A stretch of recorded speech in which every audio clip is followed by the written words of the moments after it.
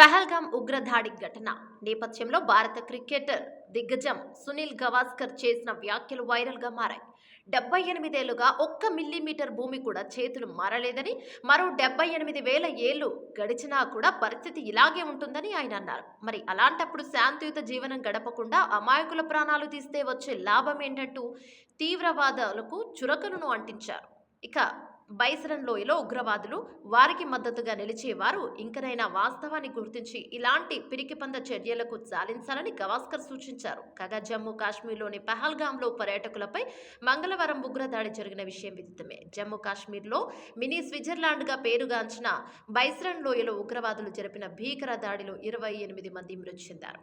ఇక ఈ నేపథ్యంలో తీవ్రవాదుల చర్యను క్రీడాలోకం ముక్తకంఠంతో ఖండించింది. ఇలాంటి క్లిష్ట సమయంలో మనమంతా ఒకటిగా ఉండి బాధితులకు అండగా నిలవాల్సిన అవసరం ఉందని అభిప్రాయపడ్డారు.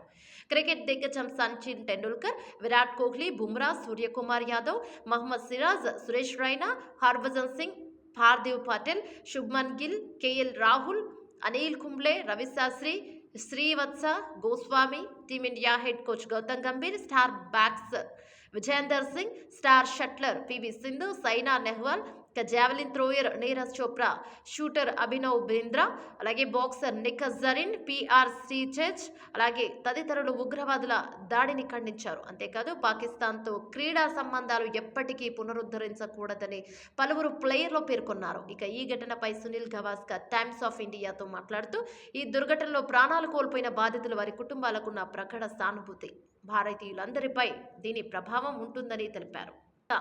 దుశ్చర్యలకు పాల్పడే వారికి మద్దతిచ్చే వారిని నేను ఒకే ఒక్క ప్రశ్న అడగాలనుకుంటున్నా. ఇలాంటి పనుల వల్ల మీరు ఏం సాధించారు? ఇకపై ఏం సాధిస్తారు?